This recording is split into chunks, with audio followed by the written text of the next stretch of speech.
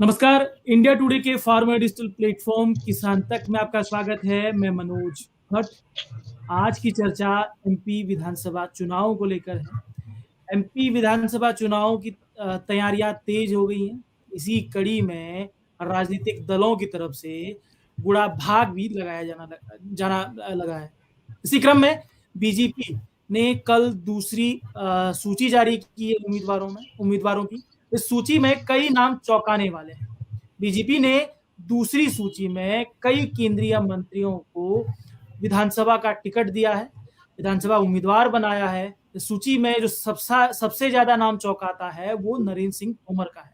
नरेंद्र सिंह तोमर मौजूदा समय में कृषि मंत्री हैं, मध्य प्रदेश से ताल्लुक रखते हैं और एमपी में ही उनको प्रदेश चुनाव समिति का संयोजक बनाया गया था। माना जा रहा है कि बीजेपी ने नरेंद्र सिंह तोमर को टिकट देकर एमपी की किसान पॉलिटिक्स में अपना कद बढ़ाने की कोशिश की है। एमपी की किसान पॉलिटिक्स में नरेंद्र सिंह तोमर की मौजूदगी कई मायनों में खास मानी जा रही है। कैसे नरेंद्र सिंह तोमर एमपी की किसान पॉलिटिक्स को बदलेंगे, एमपी की किसान पॉलिटिक्स के सहारे कैसे बीजेपी आगे बढ़ेगी, उसमें नरेंद्र सिंह तोमर की भूमिका बहुत अहम होगी। इस तमाम विषयों पर हम आगे बढ़ने जा रहे हैं। इस विषय पर चर्चा के लिए हमारे साथ कुछ मेहमान मौजूद हैं। हमारे साथ भारत शर्मा जी मौजूद हैं। भारत शर्मा जी वरिष्ठ पत्रकार हैं, भोपाल से जुड़ रहे हैं। भारत जी, आपका बहुत बहुत स्वागत है। हमारे साथ गीत धीर जी हैं, प्रदेश प्रवक्ता है बीजेपी एमपी के, भोपाल से जुड़ रहे हैं। गीत धीर जी, आपका भी बहुत बहुत स्वागत है। धन्यवाद। हमारे साथ नयन तिवारी जी हैं। नयन तिवारी जी किसान तक के युवा साथी और मऊगंज एमपी से जुड़ रहे हैं। नयन जी, आपका भी बहुत बहुत स्वागत है। मैं इस चर्चा की शुरुआत सबसे पहले गीत धीर जी के साथ करना चाहूंगा। गीत धीर जी, कल की सूची के नामों की हम लोग बात करें, मैं पार्टी की लाइन के हिसाब से समझना चाहूंगा कि नरेंद्र सिंह तोमर कृषि मंत्री हैं, देश के कद्दावर कृषि मंत्रियों में उनका नाम शुमार होता है। किसानों के लिए कई योजनाएं शुरू करवाने में उनकी महत्वपूर्ण भूमिका रही है। एमपी विधानसभा चुनाव में उनकी जिसे बोलते हैं कि सीधे तौर पर एंट्री को कैसे देखते हैं? बीजेपी ने किस प्रोजेक्शन के तहत उनको उतारा है? देखिए, मध्य प्रदेश के वरिष्ठ नेताओं की बात की जाए जिन्होंने यहाँ मध्य प्रदेश में अगर पार्टी को सींचा है, तो नरेंद्र सिंह तोमर उसमें से एक बहुत बड़ा नाम है। परम आदरणीय नरेंद्र जी जो हैं वो हमारे एक वरिष्ठ नेता भी हैं और मध्य प्रदेश को बहुत अच्छे से जानते हैं। खास करके अगर बात की जाए तो चंबल क्षेत्र से उनका जो प्रभाव है वो देखने को मिलेगा। उनका जो कार्य है बहुत अच्छा है।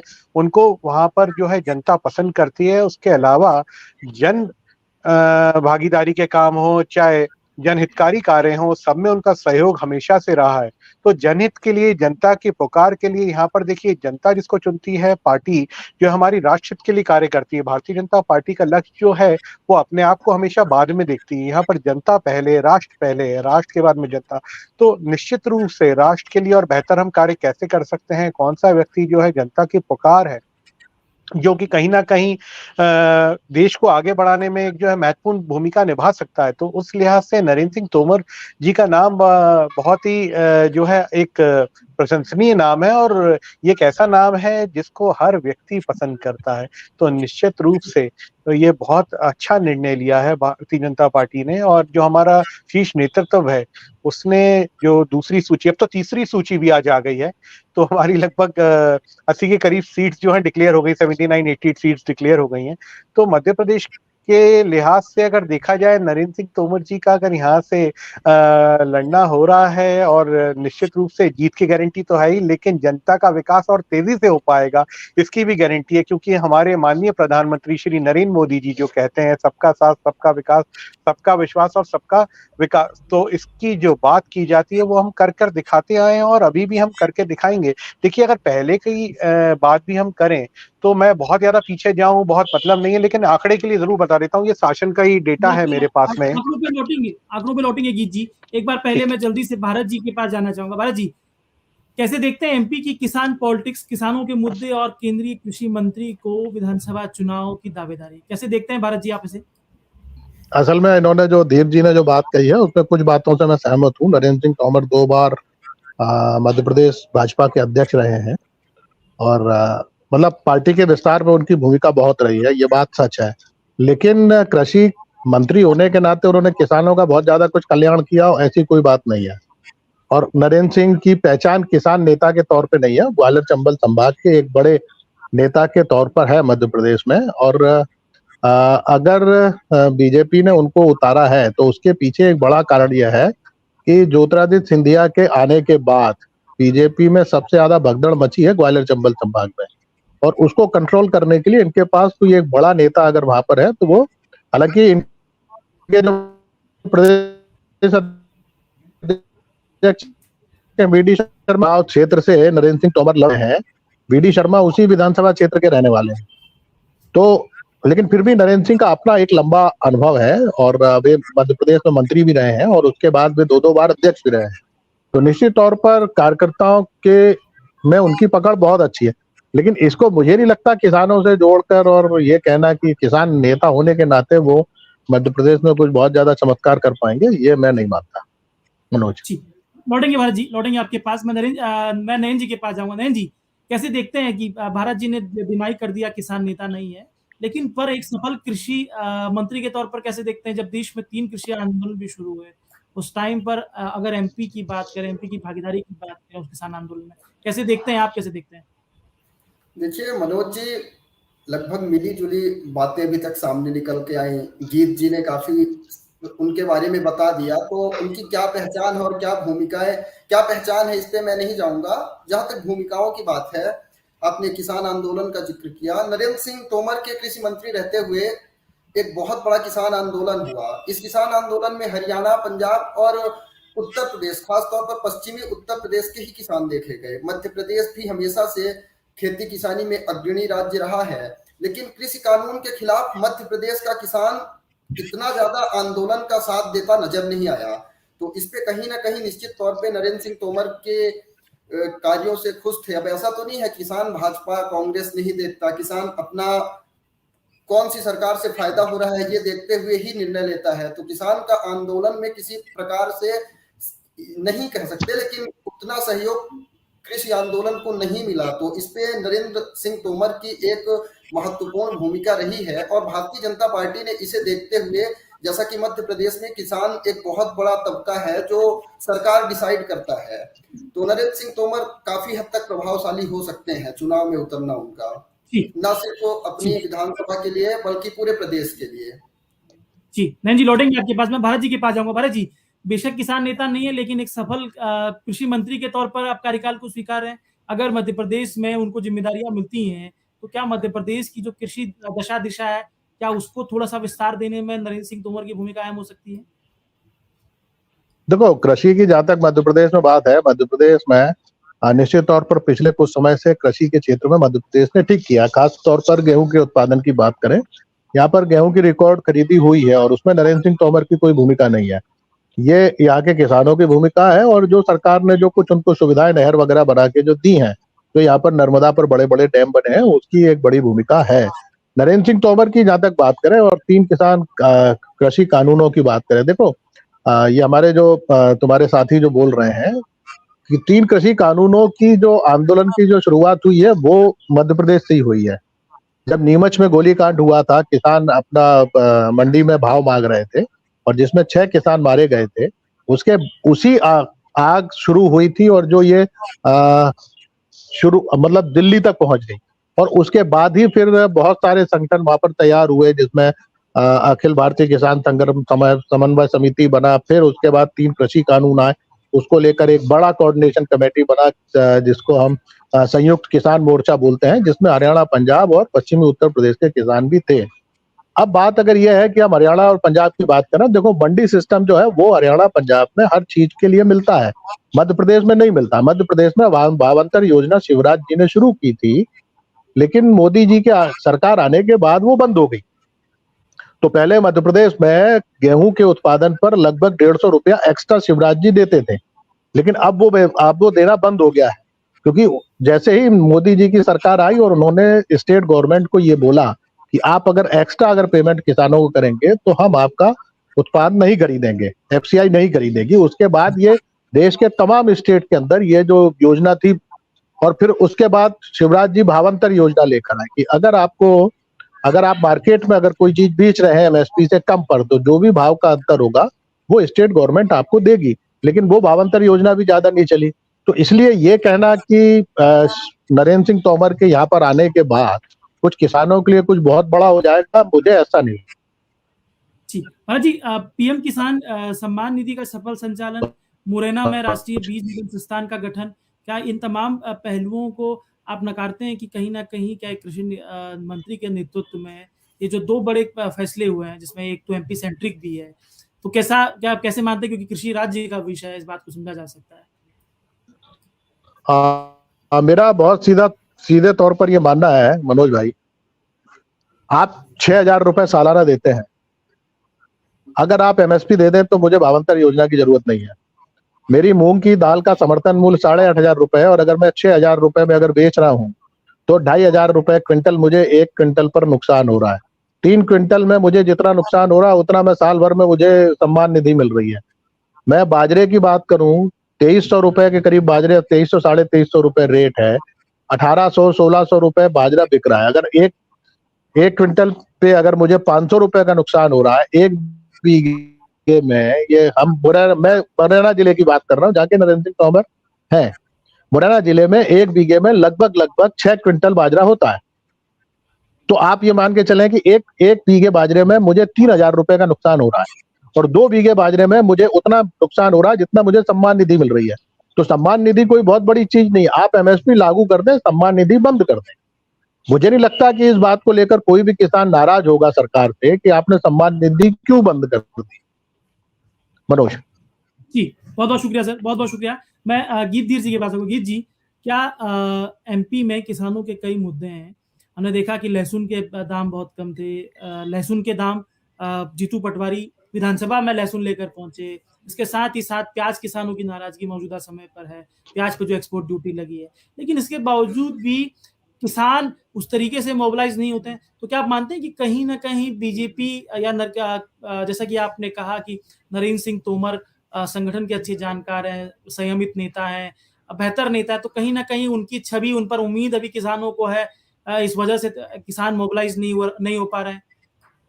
देखिए, निश्चित रूप से आपका जो सवाल है वो बहुत अच्छा है और जनता के बीच में विषय जाना भी चाहिए था। मैं चाहता था ये सवाल आए, तो मैं उसके लिए सबसे पहले धन्यवाद आपका ज्ञापित करता हूँ। देखिए, क्या होता है कि कुछ जगहों पे किसानों को नुकसान होता है क्योंकि वो अपनी मन मर्जी से, बिना जानकारी के कई बार उत्पाद लगा लेते हैं। ये उत्पाद इसलिए बोल रहा हूँ मैं, इसको अभी हम फल सब्जियों की तरह ना देखें। अभी हम रोजगार की जब बात कर रहे हैं तो हम कृषि को लाभ का धंधा बनाने की बात करते हैं, जो हमारे माननीय संवेदनशील मुख्यमंत्री श्री शिवराज सिंह जी का भी कहना है, हमारे माननीय कृषि मंत्री श्री नरेंद्र सिंह तोमर जी का भी कहना है, और इसको हमने कर दिखाया। तो हमने कैसे किया, यही जो चीज आप बता रहे थे। कांग्रेस ने तो हमेशा से प्रोपोगंडा करने का काम किया है, लेकिन हमने इन विषयों को बहुत गंभीरता से लेते हुए 100 समूह बनाया। पहले क्या होता था कि अगर मान लीजिए एक छोटा किसान है तो वो एक्सपोर्ट के बारे में सोच नहीं सकता, उसके उत्पाद की अगर कीमत उसको, उसके फल या उसकी सब्जियों की अगर कीमत उसको मार्केट में नहीं मिल रही तो वो बेचारा कर्जदार हो जाता था और कर्जे में चले जाता था और इससे निकल नहीं पाता था। अब 100 समूह बनाया, इसके लिए कुछ हेल्पलाइंस खोली, कुछ हेल्प सेंटर्स खोले, और ये जो सेंटर्स हैं इतने सुचारू रूप से कार्य कर रहे हैं। छोटे किसानों का एक समूह बनाया जाता है, 1 एकड़ 2 एकड़ 2.5 एकड़ 3 एकड़ 4 एकड़ 5 एकड़ वाले। अब ये किसानों को जोड़ के जो इनके उत्पाद हैं, कौन सा उत्पाद कब मतलब इन्हें लगाना चाहिए, कौन सी फसल का उपयोग इन्हें कब करना चाहिए, ताकि वो फसल इन्हें अच्छा मूल्य देकर जाए और वो यहाँ पर कभी मध्य प्रदेश में और देश में किसी भी प्रकार से किसी भी फल सब्जी की आदि की कमी में ना हो। तो ये दोनों चीजों से जो है, इसको ध्यान में रखते हुए हमारे माननीय कृषि मंत्री जी के नेतृत्व में माननीय मुख्यमंत्री श्री शिवराज सिंह जी ने कर दिखाया। तो ये ऐसे अनेकों निर्णय है। मैं एक और निर्णय बताना चाहता हूं कि 2003 में तो 7,68,000 हेक्टेयर पे सिंचाई होती थी। अब लेकिन 2022 में आप अगर ये आंकड़ा देखेंगे तो ये 45 लाख हेक्टेयर हो गया है। हम इसके अलावा 2022 के पहले ही 3-4 बार जो है वो कृषि के क्षेत्र में अवार्ड भी जीत के लाए हैं। ये भी एक पहले, जहाँ पंजाब जो है वो कृषि आधारित प्रदेश माना जाता था, लेकिन एमपी नंबर 1 पे है। और हम इसको 2025 तक के 24 तक के जो है 65 लाख हेक्टेयर पहुंचाने की बात कर रहे हैं, और ये हमने कर दिखाया और हम उस तरफ अग्रसर भी हैं। तो ये सब तभी तो हो पाया है जब हमारे कृषि मंत्री जी जो हैं वो अच्छे से कार्य कर रहे हैं, हमारे माननीय संवेदनशील मुख्यमंत्री जी अच्छे से कार्य कर रहे हैं। देखिए, भरत जी का भी मैं बहुत आदर करता हूं और निश्चित रूप से उनका अपना एक नजरिया है, और बिल्कुल एक पत्रकार, वो तो वरिष्ठ पत्रकार है बल्कि, तो उनका कहीं अगर हमारी कहीं गलती हो रही है तो उनका ध्यान आकर्षण करना हमारे लिए बहुत मतलब उनका जिम्मेदारी वाला काम है, क्योंकि अगर कहीं ऐसी चूक हो रही है तो हम उसको और बेहतर करेंगे। परंतु यहाँ पर तो निश्चित रूप से अभी जो आंकड़े बता रहे हैं, इस पे तो मेरे देश की जनता, मेरे प्रदेश की जनता सब यही कहेंगे कि हाँ बिल्कुल ठीक जो है निर्णय लिया है हाईकमान ने भी नरेंद्र सिंह तोमर जी को यहाँ पे लाके। अगर शिवराज जी और उनकी ताकत एक बार फिर मिल जाएगी तो जनता का विकास तो होगा ही, कृषि के क्षेत्र का विकास तो होगा ही, क्योंकि अनुभव रहा है और उनका जो लंबे समय का अनुभव है मध्य प्रदेश की जनता का, मध्य प्रदेश के विषयों का, निश्चित रूप से जब वो एक विधायक के रूप में चुनाव लड़ेंगे तो कृषि के अलावा और विषयों पर भी जो है जो ध्यान उनका आकर्षित होना चाहिए, वो क्षेत्र के विषय और भी जल्दी जो है पूर्ति हो पाएगी। और बेहतर कार्य करने के लिए जो है अगर कोई व्यक्ति आता है और वो वरिष्ठ आदमी है, वरिष्ठ नेता है और जनता की पसंद है, तो निश्चित रूप से मेरा तो यही मानना है, मुझे लगता है भरत जी भी इसमें सहमति जताएंगे कि उस व्यक्ति को आना चाहिए, क्योंकि वो राष्ट्र हित में होगा वो निर्णय जो कि हुआ है। जी, बहुत-बहुत शुक्रिया गीत जी, बहुत-बहुत शुक्रिया। एक बार मैं फिर भारत जी के पास ही जानना चाहूँगा। भारत जी, एमपी की राजनीति को हमने देखा कि पिछले कुछ सालों से किसान सेंट्रिक हुई है। अगर हम देखें कि कांग्रेस की कमलनाथ सरकार जब सत्ता में आई थी, तो उसमें किसानों की कर्ज माफ़ी एक बहुत अहम भूमिका निभाई थी, किसानों का जो कर्ज माफ़ी का मुद्दा था। क्या आप ये नहीं मान रहे हैं कि बेशक किसानों की कर्ज माफ़ी अधूरी है, लेकिन कहीं न कहीं किसानों की पॉलिटिक्स मतलब एमपी जो सेंट्रिक पॉलिटिक्स है उसमें किसान अव्वल आने लगे हैं। तो नरेंद्र सिंह तोमर जो कृषि मंत्री हैं, लंबे समय से कृषि अनुभव उनके पास है कृषि नीतियों का। तो क्या बीजेपी एमपी की किसान तो जी। देखो पूरे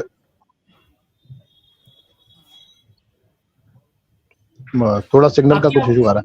बहरहाल जी, जी। आपकी आवाज आ रही है। देखो, हाँ, असल में देखिए किसान को जो मुद्दा है, किसान पूरे देश में बड़ा मुद्दा है, क्योंकि आज भी इस देश में 75% के करीब पॉपुलेशन जो है वो गांव में है और एग्रीकल्चर से जुड़ी है। तो इतने बड़े जो जन समूह है उसको आप इग्नोर करके नहीं चल सकते हैं। सवाल है कि आप उसके मतलब किस तरीके से आप चीजों को मतलब आप किस तरीके से चीजों को आप निपटारा कर रहे हैं। बात यह है कि अगर आप मध्य प्रदेश में ये बात जो भी आप कह रहे हैं किसानों को लेकर, ये एक बात अगर है कि यहाँ आंदोलन नहीं होता तो उसका अपना एक कारण है, क्योंकि मध्य प्रदेश आंदोलन इसमें नहीं है जैसी आपको पश्चिमी उत्तर प्रदेश या हरियाणा पंजाब में मिलती है, क्योंकि वहां पर संगठित आंदोलन है। मध्य प्रदेश में उस तरीके का संगठित आंदोलन नहीं है, इसलिए। लेकिन अगर आंदोलन नहीं है उसके बाद समस्या नहीं है, ये कहना भी ठीक नहीं है। अगर आप बात कर रहे हैं कृषि के, ये कि आपने बहुत ज्यादा विकास किया, तो अगर आप देखेंगे तो अगर किसानों की आत्महत्या में अगर आप देखेंगे तो उसमें भी आप ऊपर से 2-3 नंबर पे ही रहते हैं। कोई ऐसा नहीं है कि आपके यहाँ फार्मर सुसाइड नहीं करता। दूसरी चीज, हमारे भाजपा वाले जो मित्र कह रहे थे कि किसान क्या उत्पादन करे, देखो सबसे बड़ी समस्या है किसान के लिए मार्केट। आप उसे कोई भी चीज जो कोई भी आप वो आड़तियों के चंगुल में क्यों फंसा हुआ है? चला दी, हमने हवाई जहाज चला दिया, उसमें वो अपना उत्पाद बेच सकता है, वो नहीं बेच पाएगा क्योंकि वो उतना समझदार नहीं है। आपने जिस तरीके से मध्य प्रदेश में कुछ चीजें अच्छी हैं, जैसे सेल्फ हेल्प ग्रुप के लिए आपने कुछ मार्केट आपने बनाए हैं और उनको आप मार्केट उपलब्ध करा रहे हैं, इस तरीके से आप किसान को मार्केट उपलब्ध कराइए। दूसरी चीज ये है कि जो इसकी जो बात हो रही है फलों की और सब्जियों की, केरल सरकार ने सब्जियों के एमएसपी लागू किया है और वो एमएसपी पे खरीद रही है। बात यह है कि मेरा सिर्फ ये कहना है कि आप केवल एमएसपी लागू कर दीजिए, बाकी तो किसान अपने आप कर लेगा। और अभी तक जो भी कर रहा है किसान खुद ही कर रहा है। किसान किसी के समझाने से काम नहीं करता, वो अपने पड़ोसी से पूछ के काम करता है। आप किसी कृषि वैज्ञानिक को लेकर उसके खेत में बैठा दो, नहीं सुनेगा वो उसके पड़ोसी का अगर उत्पादन अच्छा हुआ है तो वो उसकी बात सुनेगा और उसके आधार पर काम करेगा। ये पूरी किसान की एक मानसिकता होती है। तो इसलिए बहुत ज्यादा जरूरत है आप उसे अच्छा मार्केट उपलब्ध कराएं, आप उसको अच्छा वो जो कीमत है, उसको जो चीजें हैं वो उसको अच्छी तरीके से मिले। उसके बाद आप देखेंगे कि एकदम से विकास किसान करेगा। और मैं इनके जो हमारे भाजपा वाले मित्र हैं, मैं उनको एक बात और बता दूं, जिस समय मध्य प्रदेश में शिवराज सरकार बोनस दे रही थी गेहूं के किसानों को है, और आप यहाँ पे दो ना, आप गारंटी दे दो एमएसपी की, आप देखो अभी दाल का उत्पादन बढ़ता है कि नहीं देश में, आपको विदेश से मंगाने की जरूरत ही नहीं पड़ेगी। जब आपने सोयाबीन को प्रमोट करने की मध्य प्रदेश में कोशिश की थी तो किसानों ने सोयाबीन किया ना।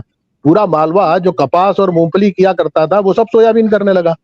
तो कर रहे हैं ना किसान, लेकिन उसके लिए आपको किसानों को ये भरोसा दिलाना पड़ेगा और उत्पादन दिलाना। तो इसलिए मुझे नहीं लगता, मैं फिर यही बात कहूंगा कि नरेंद्र सिंह तोमर बहुत अच्छे नेता हैं। नरेंद्र सिंह तोमर की भाजपा पर बहुत अच्छी पकड़ है।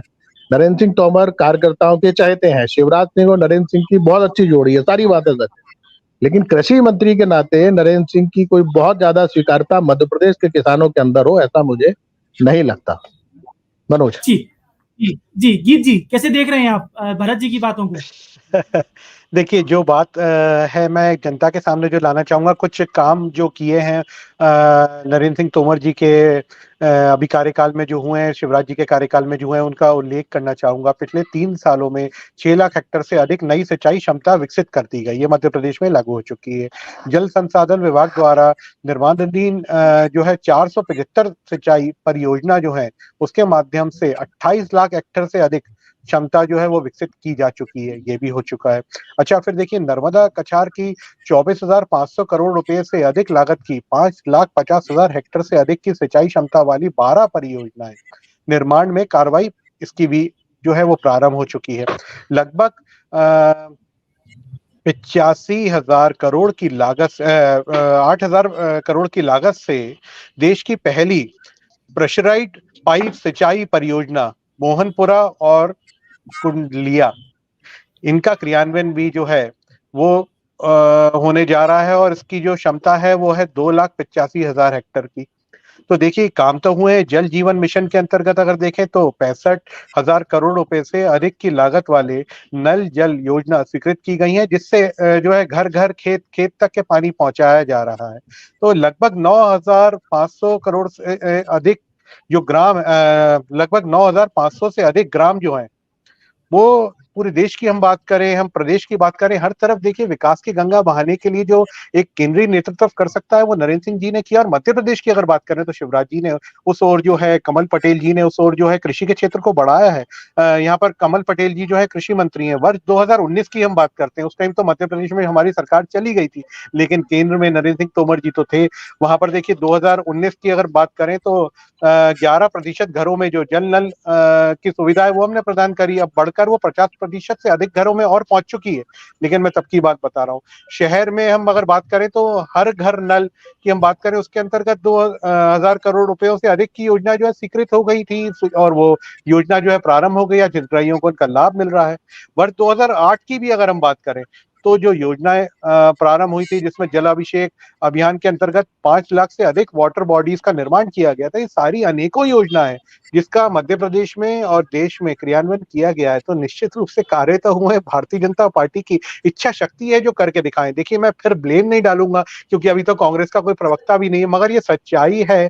और कहीं ना कहीं ये तो हर व्यक्ति जानता है कि अगर देश का विकास चाहिए तो आज मोदी जी का साथ चाहिए, शिवराज जी का साथ चाहिए, भारतीय जनता पार्टी का साथ चाहिए, तभी विकास होगा। आज आप चाहे महिलाओं की बात कर लें, बुजुर्गों की बात कर लें, चाहे आप किसानों के साथ, तो सबसे बड़ा छल हुआ था मध्य प्रदेश में। राहुल गांधी आए थे, कहते थे 1 2 3 4 5 6 7 8 9 10, ये वही 10 दिन है जिसमें राहुल गांधी बोलकर गए थे कि अगर ये किसानों का कर्ज माफ नहीं हुआ तो मैं मुख्यमंत्री बदल डालूंगा। आखिरकार राहुल गांधी जो बोलकर गए थे उनका आदर तो ना उनकी पार्टी रख पाई, ना उनके नेता रख पाए। जनता ने ही जो है उनकी तख्ता पलट कर दी। उनके नेता जो थे वही जनता के हितों के लिए जब कार्य करवाने जाते थे नहीं आए। जिनके नाम पर, माननीय सिंधिया जी के नाम पर उनको वोट मिले थे और उन्हीं का निरादर करके पार्टी ने बाहर कर दिया। तो ये जनता के लिए कहां से कांग्रेस पार्टी कार्य करेगी? जो कार्य हो रहे हैं निश्चित रूप से भारतीय जनता पार्टी की इच्छा शक्ति है और होंग रहे हैं ये कार्य। और जैसे मैंने बताया, भरत जी आप भी कहीं हमारा मार्गदर्शन करते हैं, निश्चित रूप से वरिष्ठ पत्रकार हैं, और जहां जहां हमारी अगर कोई गलतियां या चूक हो रही हैं, आगे भी हम तो जनता से भी अपेक्षा रखते हैं। आप तो वरिष्ठ पत्रकार हैं, आपसे भी अपेक्षा रखते हैं, मनोज जी से भी अपेक्षा रखते हैं, नयन जी से भी अपेक्षा रखते हैं कि हमारा ध्यान आकर्षण करिए। हम तो बिल्कुल उस चीज पे आपको कर्तव्य अपना निभाते हुए इस कार्य को पूर्ण करते हुए दिखाएंगे, क्योंकि जनता के हित के लिए तो आप आवाजें उठाएंगे। तो निश्चित रूप से मैं तो उस चीज का भी स्वागत करता हूँ। बहुत बहुत शुक्रिया गीत जी, बहुत बहुत शुक्रिया। मैं नयन जी के पास जाऊंगा। नयन जी, उपलब्धियों के अपने दावे हैं, दावों के इतर खंडन भी हैं। दावों के इतर पड़ताल भी है। और कुल मिलाकर आप क्या मानते हैं कि एमपी के जो आगामी विधानसभा चुनाव में है, इसमें किसान किस जनबल के साथ खड़े हैं?